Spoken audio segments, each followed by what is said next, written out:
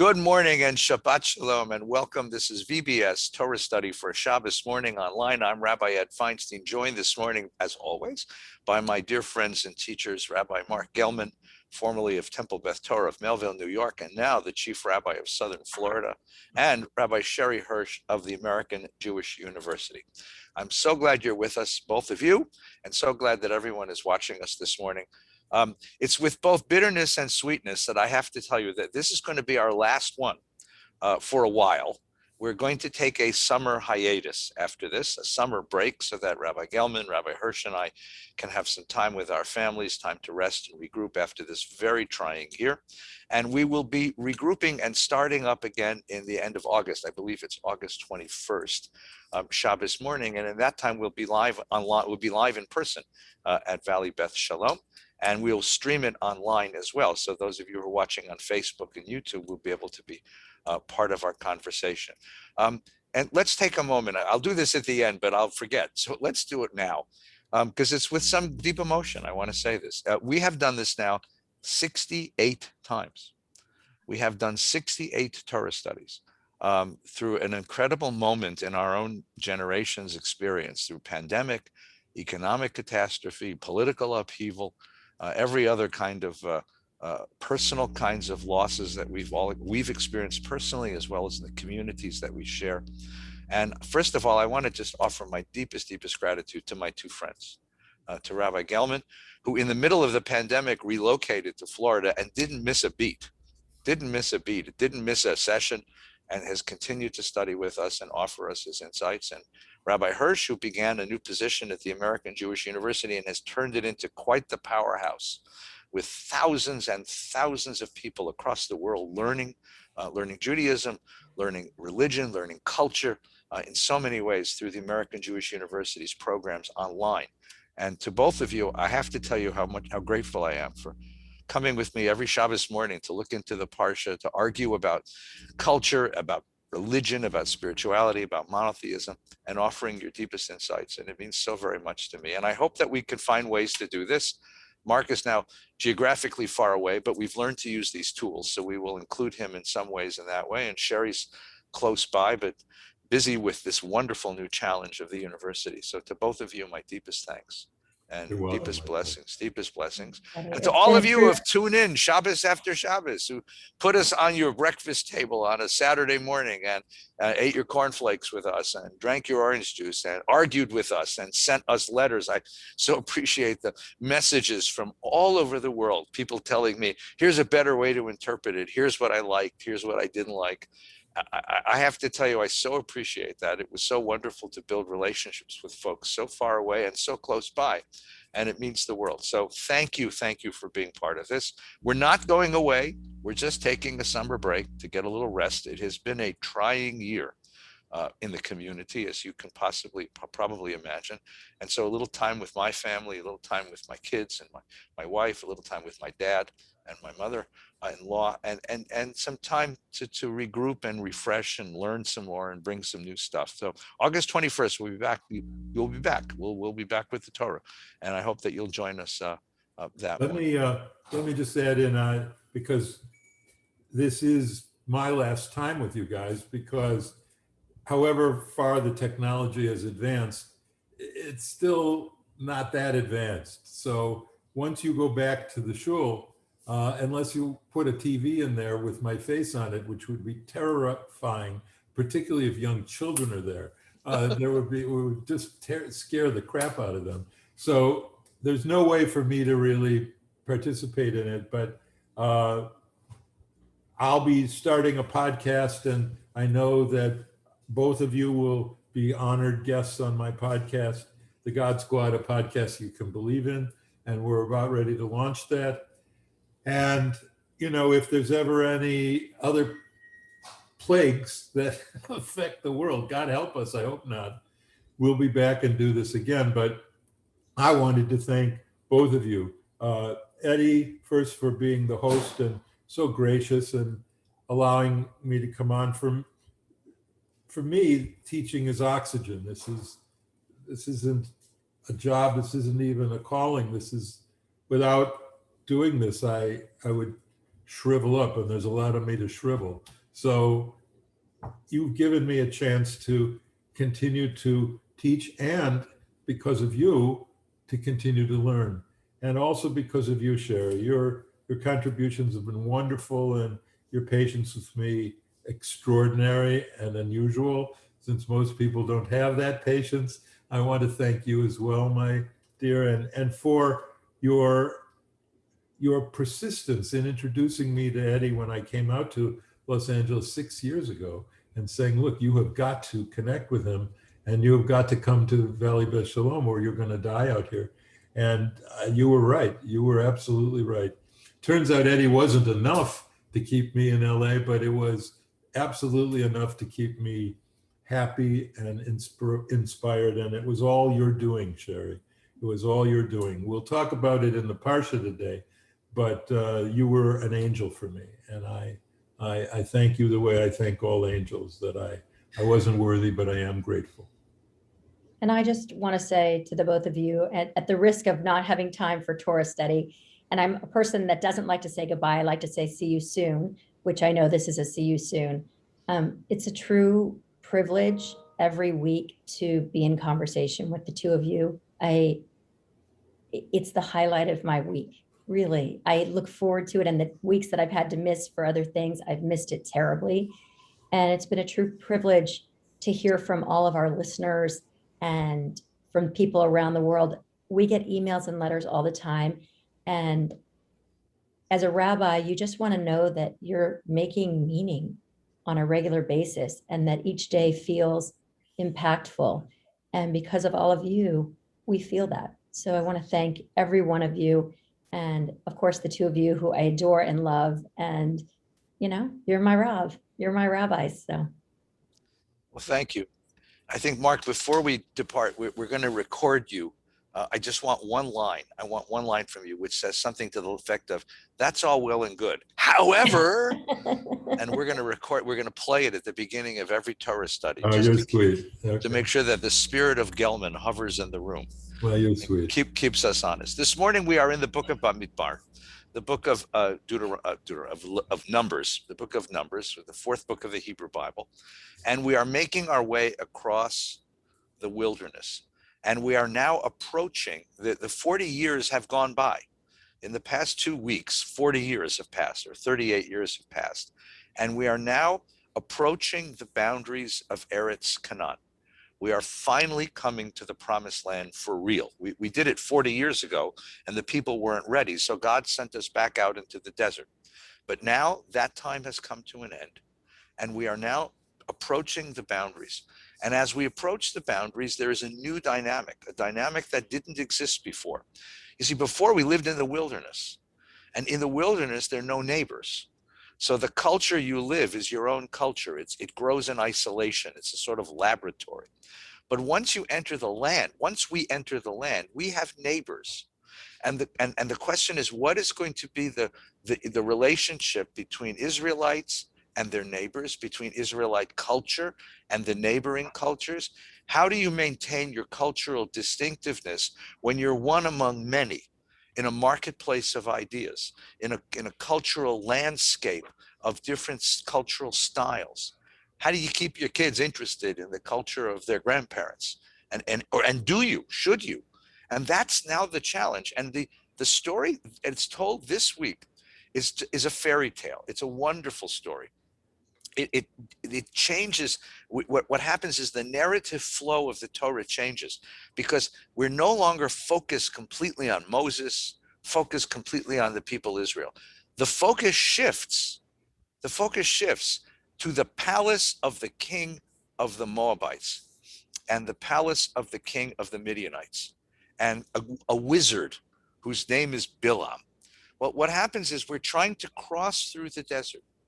And the Moabites, who are our cousins actually, will not give us safe passage through their land. Now, this is part of the ethic of the desert. Part of the ethic of the desert, that if a mobile tribe, a nomadic tribe, reaches the boundaries of a settled land, they are permitted to petition to pass through. to pass through without touching any of the resources of that land, and any of the resources that you might touch, you have to pay for. So Moses makes petition to pass through the land of the Moabites, and the Moabites refuse. And they refuse because they're terrified. Because one day the king of Moab, Balak, wakes up and sees 602,000 Israelites on his front lawn, and he's terrified. And the stories of how they've gone across the desert smashing these other tribes, the stories of how they smashed the Egyptians when they came out, these stories terrify him. And he knows he can't meet them militarily. So what he's going to do is to hire a wizard to curse them. Going to use magic. So welcome to Hogwarts. This is the Harry Potter Torah. And the wizard's name is Bilam. And he sends messengers to Bilam and says, I want to hire you to curse this people. And Bilam says, you don't understand. I can't curse anybody. I do what God tells me to do. Bilam is not Jewish, but he's a prophet. He has a connection with the divine. And the king misunderstands his refusal and doubles the fee. And Bilam says, I can't do it. I only do what God tells me to do. And the guy doubles the fee again. And now, his ego gets the best of him. His wallet gets the best. He says, okay, I'll go. And on the way, he has a confrontation with an angel where the donkey sees the angel, but he doesn't see the angel. So much for being a seer. And this is the story. And he stands upon the mountain now that he's been bribed, and he opens his mouth, but out of his mouth comes blessings, not curses. Blessings, not curses. Of course, makes the king out of his mind crazy. And he keeps saying, I told you, I can only do what God tells me to do. The whole story is remarkable because it doesn't involve us at all. We're just the objects of the story, the Israelites. It is a story focused completely on these two pagan cultures, Moabites and Midianites. And it focuses on their response to us being there. But it focuses on the beginning of the confrontation between the two cultures. So Sherry, let's begin. Tell me about King Balak. Well, so first of all, I was just enwrapped in that story. I love the vision of all the Israelites on the front lawn. I mean, that was such a perfect image. Too many Jews on your front lawn. It's a big problem. I was going to say, I just had this feeling of like neighbors and all the neighbors that have showed up on my front lawn without being invited, and how the Moabites must have felt. But, I love the book of Numbers. It's got all these fascinating stories. And the story of Balak and Balaam is just another group in this fabulous fourth book of the Torah. And I'm always thinking about, why did the rabbis, or why was this included in the compendium of the Torah, right? Why did they include this story? And so I'm always looking for some underpinning.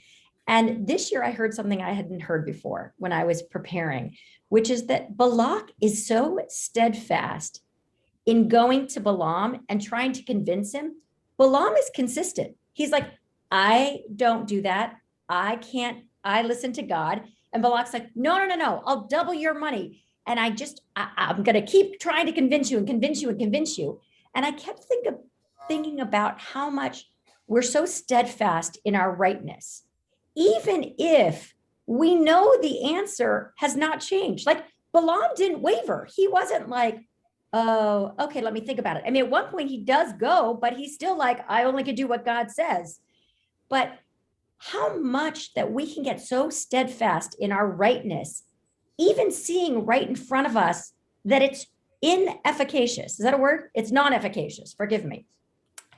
And what we are steadfast in, like, I really want us to be steadfast in our loyalty to each other, to our relationships, to our lovers, to our friends. But we're steadfast in our rightness and our opinions. And that's what I think Balak this year is teaching me from this parsha, is what does it look like to ask ourselves, what are you really steadfast in? Like, what is that you're really holding tightly to? And is it the right thing? And I would say for Balak, absolutely not. Absolutely not. So what do you attribute it to? What is the story showing us? Is this is this masculine ego driven by testosterone is this fear of what might happen to his people? Is there something Well, I think there's two things. One, I righteous think there? What is it that holds him there's in a his biblical opinion? thing. It rings of Pharaoh. Like, I'm just going to keep doing this until they tell me no. Like, the answer's no, the answer's no, but I keep going back and keep going back. And when I see people double down in their rightness over and over again, I think it's a combination of fear, a combination of fear, ego, and also it's easier. It's easier to double down on your rightness than to be open to hearing the other and to changing your opinion, right? It's much easier to be like, nope, that's my position and I'm sticking to it, as opposed to, God, I got to be really vulnerable, hear this out, maybe change my position, maybe rethink my thinking. I mean, Adam Grant just wrote a brilliant book called Think Again. And it's like, maybe you got to think again. That is much more courageous and much harder. It's much easier to just drill down in your rightness. Wonderful. Mark, you and I haven't encountered many talking donkeys. Yeah. But we have encountered moments when the truth stood right in front of us and it was hard for us to see it. Yeah, look, I was trying to understand the deep point that Sherry was making, and I think steadfastness of belief is a virtue. I think being so squishy in your beliefs that you're prepared to change because some new belief is trendy or popular is the death of any real faith, and it's the death of any real virtue. So steadfastness is a good thing. However, steadfastness in the pursuit of evil, the pursuit of the destruction of other people, is wrong, not because it's steadfast. Steadfast is good. It's because it was wrong. What he wanted was to curse the people Israel, and that was wrong. The issue about the talking donkey raises a very big theological question about the Torah, and that is, if this is the word of God, are we obligated to believe that donkeys talk? Are we obligated to believe that a snake in the Garden of Eden talked? Are we obligated to believe that all the animals of the world fit in one boat without a toilet? And are we, what do we have to believe? What kind of obvious mythological crazy impossibilities are we required to believe in order to uphold the sanctity of the Torah? And my view is that unless and until we can say this is nuts, and it's not, donkeys don't talk, and to compare a book that has talking donkeys and the Ten Commandments is apples and oranges in a theological way on the deepest level. So the first thing is we have to have the courage to reject the silly stuff in the Torah that's clearly not true. The second part, and it's interesting that they're both in the same parsha, is we have to reject the parts of the Torah that are not wrong because they violate the natural order, like talking donkeys, but they're wrong because they violate the moral order. And that's commandments or stories, examples in the Torah that are approved of. They aren't just in the Torah, they're approved of by God, according to the story, that are ethically abhorrent. And we have one at the end of this week's parsha, which is Pinchas seeing an Israelite hooking up with a Moabite woman, and he goes into their tent and he skewers them both with a spear and kills them. And as the result of killing these two people who were guilty of consensual sex, the plague, which would have affected the Israelite people, goes away, indicating that God was in favor of this murderous thug, Pinchas, the grandson of Aaron. And that's outrageous. You already know my take on the Akedah of what it is to kill your innocent son, that was a a necessary test as a result of Abraham's vacillation with Hagar and Ishmael. That was my interpretation of that. But here we have Pinchas acting like a Taliban. And we can say, oh, these Taliban, they're religious fanatics. And that's terrible. And any religion that sanctions that is a corrupt religion. Well, hello, welcome to Pinchas. And to Balak, because Pinchas is the name of next week's parsha, where I'll be gone. Anyway, the fact of the matter is, that's my take on this thing. Now, there is something positive in the parsha we can get to if you want, which is, how do you recognize angels when they stand in your path? That's a very positive lesson of the parsha, and one that I feel very deeply about because of my encounter with angels in my life. I think that both stories are trying to reach toward an understanding of how we're going to live in a land when we're surrounded by other cultures. I think that's what the theme of this parsha is, and it's certainly the theme of next week. It's the theme of the Pinchas story. You're right. Yeah, good. And how do you understand the answer? Okay, all right. So first of all, let's look at what this story says, and then we'll look at the Pinchas story. This story presents us with a confrontation of two visions of the universe, a pagan vision of the universe and a monotheist vision of the universe. The pagan vision of the monotheist is a three-level universe. Think of a layer cake, right? We live on the bottom layer. We are the objects of all kinds of forces that are upon us. Above that are the gods. The gods have their own interests, their own desires, their own appetites, their own plans, and we are the objects of their actions in the world.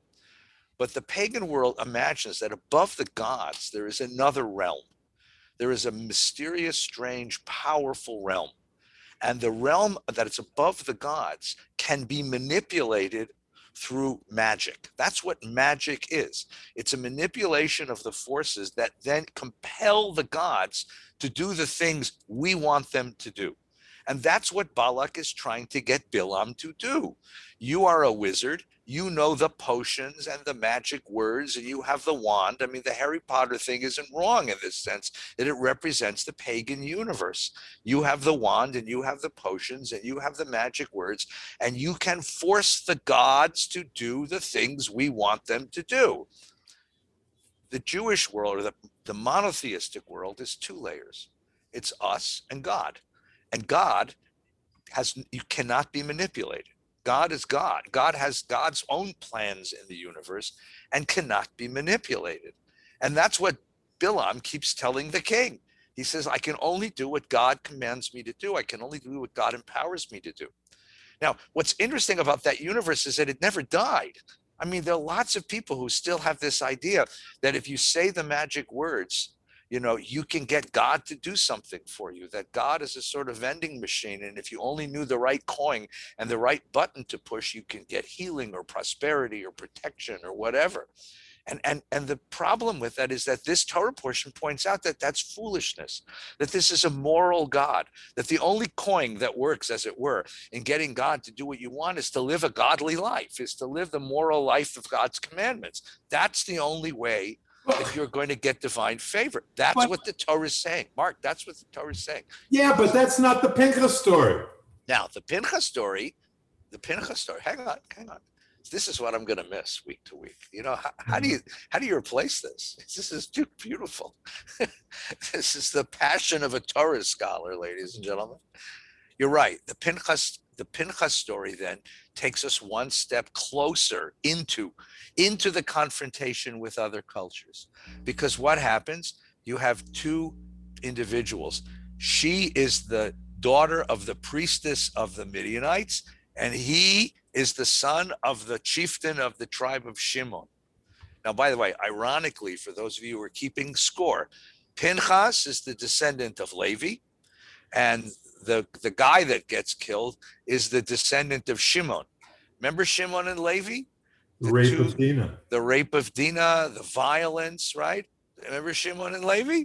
This is the blessing that Jacob said that you'll live by violence and you'll die by violence. This is the fulfillment of Jacob's blessing at the end of Genesis, just as a side note. And what happens is They come together, but their coming together isn't passion. This isn't romance. He's not on a date. This is a treaty. A tribe of Israel has formed a bond with a local tribe. And in order to form that bond, it's sealed with marriage. And the problem with sealing it with marriage is that means that her gods become part of your pantheon. And that was the problem.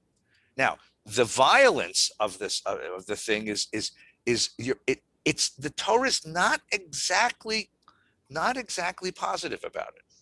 It doesn't exactly commend him.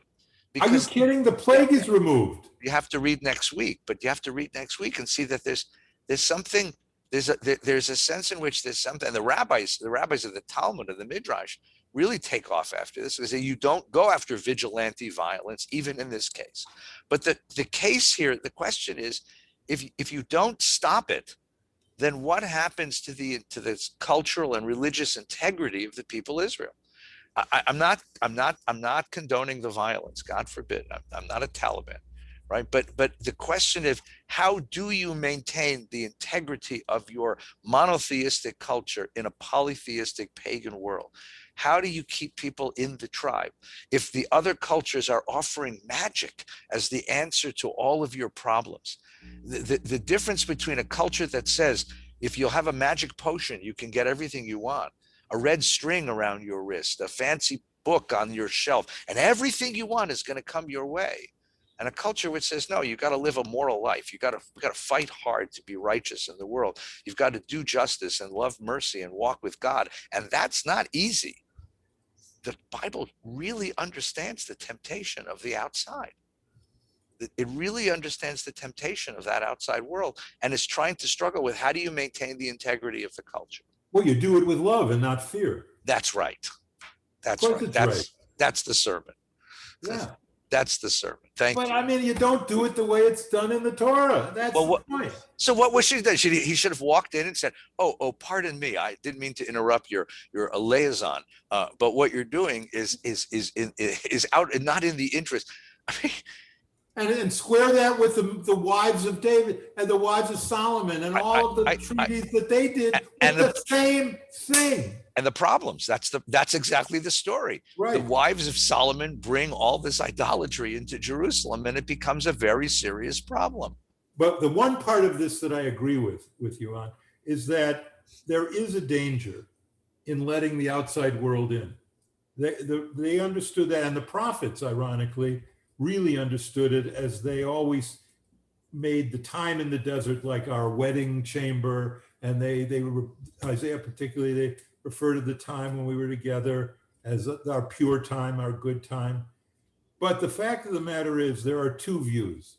And I would say this parsha gives us a way of defining again the difference between orthodoxy and all branches that are not orthodox in Judaism. And that is that orthodoxy is committed to pushing the world away and living within the Jewish bubble. And there's a lot of good stuff to do if you do that. There's a lot to be said for that. And it says in the parsha, a people that lives alone, a people that is not marked in history. But the second way is the liberal way, and that is to understand what the Greeks were learning and integrate that into Judaism, which is what was done ultimately by Rambam. But that idea of that nothing the world is learning about the nature of the universe and the nature of people, nothing the world is learning that is true is alien to Judaism. And furthermore, that there has never been a Judaism that could survive that ignored the world, what the world was learning. And that's why this world of Pinchas and this world of the priesthood was ultimately doomed. It wasn't doomed because the Romans destroyed the temple. It was doomed because it turned its back on the world. And those are the two choices that people have. Unfortunately, some people give to organizations that reject the world, but they don't live that way. And so there's a radical schizophrenia in the Jewish world, where we live open to the world, but we don't think that posture is ultimately Jewish. I think that posture is the only Jewish posture that can save us. I would just say, Mark, it's a very interesting point that people give to those philanthropies that cut themselves off for the regular world, but they don't live like that. I would say not that it's either or, that they have a desire to have both those dialectics existing in the world. And I understand that because I think sometimes insulating yourself is really important, right? Because it allows you to retain and not be influenced. But I also think being in the world also enables you to retain and forces you to really grab onto what's important to you because it makes you define it. So I'm not sure people give to it that it's actually contradictory, that they give to it, but they don't live like that. And therefore they're inconsistent. I think by nature, we're inconsistent. I think they're saying, I want a world in which all of it exists. And that to me is pluralism, right? That's what actually pluralism is I can actually endorse this, support it, and also support this and endorse that. And that's not being, to take us back to the beginning, not steadfast in your beliefs. It's creating a new belief that you believe all of it should exist. Except it's contradictory. Right. It's contradictory if you believe one is right and one is wrong. Well, but it's integrated if you believe that all of them need to be present in the world. Right. There's two kinds of people in the world. Those who believe there's two kinds of people and those who don't. Right? I lived through with my dear friend Moshe. I want to hear Eddie finish that thought. Hold on. No. The idea is that what Sherry's trying to say is that if you maintain a sense that pluralism is my position and you're steadfast on that, then you're going to entertain ideas. You're going to welcome ideas, even the ones that are anathema to what you initially believe, because you want to maintain a full marketplace of ideas, a full landscape of ideas. All right, go ahead, Mark, please. Yeah, I don't want to maintain a full landscape of ideas. Ideas that are foolish, stupid, that degrade gay people, that degrade women, that limit Judaism's understanding of the sanctity of other religions. I don't want to be a part of any of that. And I'm not in favor of acknowledging, oh, isn't that wonderful? We'll include them all in. Let me tell you, I lived through, as I'm about to say, with my friend Moshe Tendler, a disastrous situation where he did the most beautiful response on how brain death is death. I was the chairman of the medical ethics committee that succeeded Moshe Tendler, who was the Rosh Yeshiva of YU and head of the biology department. And he wrote a beautiful tshuva about how brain death is death. And the parts of the Orthodox world that are in the bubble, because he was open to information about brain death, overwhelmed his ruling and resisted his ruling, which means that Jews who needed transplants weren't getting them because of a medieval understanding of when death occurs. But Mark, you're confusing something, and forgive me, but what I would say is entertaining a landscape of ideas doesn't mean you agree with them, doesn't mean you think they're wonderful, doesn't mean you're embracing them. Entertaining a landscape of ideas where people in the world say hatred and you say, I condone that is horrible, is allowing that voice to be there and also allowing the voice to say it can't be there, right? It's not entertaining all the voices is so great and let's all be happy-go-lucky and granola bars, right? It's allowing us to say, no, I actually vehemently disagree with that. That's actually allowing for the landscape of ideas. I don't understand that at all, but okay.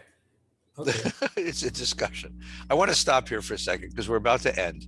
And this Torah portion, fortuitously, but nothing's fortuitous in Torah, of course. The Torah portion offers us an opportunity to look back at this time we've been together with a really interesting question.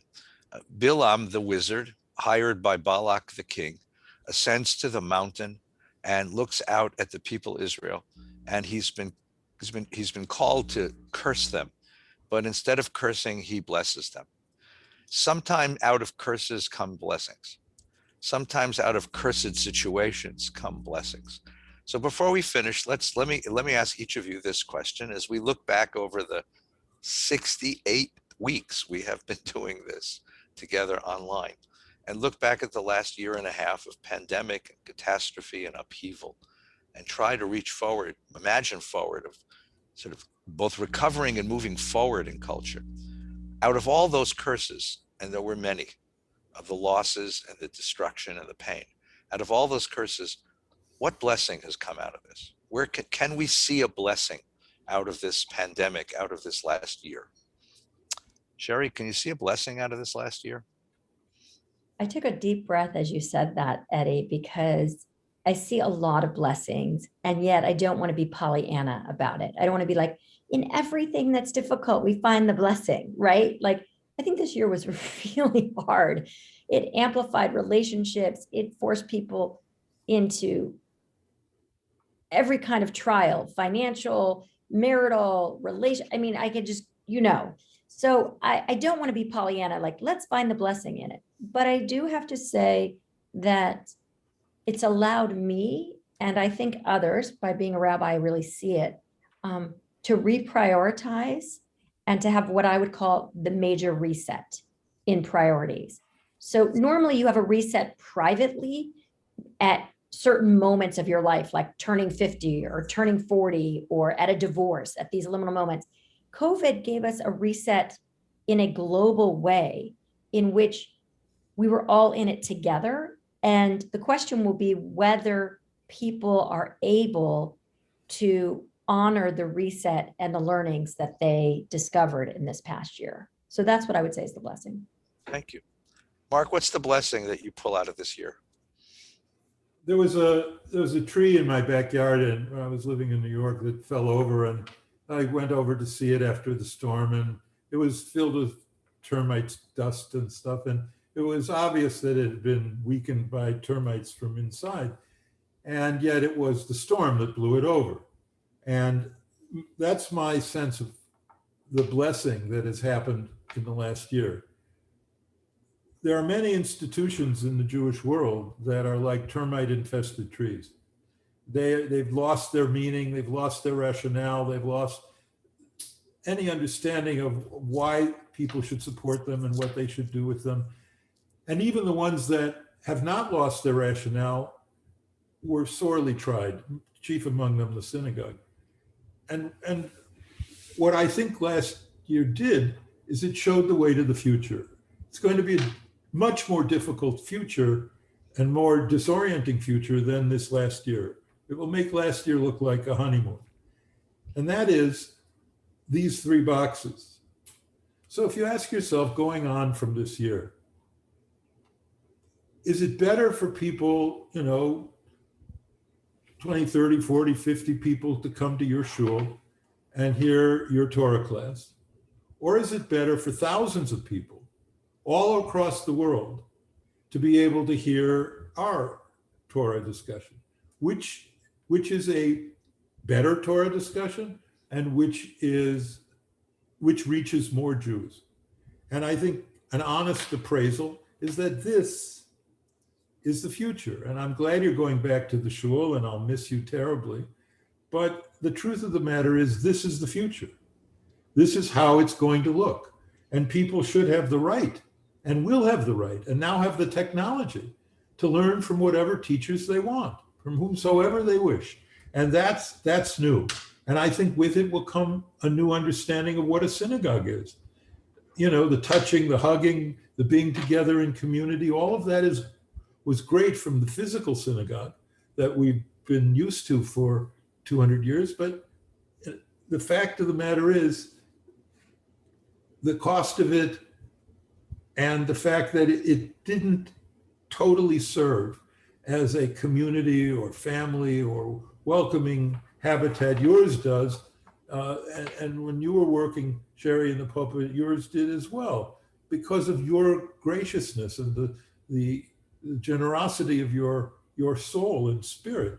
But there are many places, many synagogues, where people come and are not welcomed, where people come and are not involved, where people come and it's a kind of cold feeling. When they go online, they can have a community of millions. They can have a community of thousands, and people who are caught in the places where my family grew up, in Wichita, Kansas, without a synagogue, and they have nowhere to go. Now they will. So I believe that the electronic world that was given a rocket assist by the pandemic is going to change the synagogue forever, just like Amazon spelled the end of shopping of department stores and then shopping malls. And there's no, you could say, oh, that's a terrible thing for the people who own the shopping malls. Yeah, it's terrible. And it's going to be terrible for synagogues that are going to go under because of this. But ultimately, it's going to provide for Jews cheaper access, better access to more inspirational and a wider variety of teachers than we've ever known before. The Jewish world is about to enter this digital revolution, and it will never, ever be the same. Right. That's also very true. So at the risk of offering the exact opposite. So American civilization is a balance between our ferocious individualism and a strong sense of communitarianism. It's a dialectic, but it's there in everything that we do. We are at this one time individualists. We worship the pioneer, the entrepreneur, the maverick, the rebel, and at the same time we're big joiners. We like team sports. We root for our teams. We join political parties. We join clubs. We join games. We join organizations. What's happened over the last several decades, however, and this is the subject of Rabbi Jonathan Sachs' last book, Alav Shalom. His last book is that we drifted on that spectrum away from communitarianism toward individualism. He points out the idea that the ritual of the selfie has become such an important part of life. But it's the self and with the worship of the me and what I want and to hell with everybody else. And he points this out in economics and in politics and in academics and in culture and in so many other things. And to me, the crazy irony of COVID is that it took our individualism and said to us, it almost like a Greek drama, you want to be an individualist? I'm going to show you individualism. I'm going to isolate you from one another. Social distancing, masks, the whole mechanism of separating human beings from one another for an extended period of time, and how much of our cultural forms, movie theaters, ballparks fell apart, restaurants fell apart, and how much we craved having them back. So as Mark is exactly right, we will never go back we will never give away these technical tools, these wonderful tools of being all over the place at the same time. I think at the very same time, there is a craving to be together. There is a craving for intimate connection, for friendship connection. We invited our youth group kids back to the shuls a couple of weeks ago. 50 kids show up on a Tuesday night, and they were so glad to be together. People are so dying to be together. I've now had a couple of meals in restaurants. First, I never thought I would, I would feel this. I always take restaurants for granted. A couple of meals in restaurants. It feels so good to be together. It feels so good. We went to a movie theater for the first time. It felt so good to be together. I think we're going to crave those connections. And I think maybe the culture will shift backward toward a respect for communitarianism and a giving up of some of our individualism and a sense that we belong with each other, and that the Bible was right when it said, Lo tov heyot adam levado. You shouldn't have to live in social distancing. It's not a way to thrive. I want to thank Rabbi Mark Gelman. I want to thank Rabbi Sherry Hirsch. I want to thank all of you for listening. I want to wish you not only a good Shabbos, but a wonderful, quiet summer. Please join us again on August 21st, same time, same station. We'll be back and looking forward to studying Torah with you. In the meantime, take care of yourselves and stay well. Following this Torah study, of course, we have davening from VBS, a bat mitzvah of Gabby Gallardi. Following that, a few words from Rabbi Silverman, Havdalah tonight at 6 o'clock. And I wish you a very, very pleasant week. Shabbat Shalom. Shabbat Shalom. Thank you.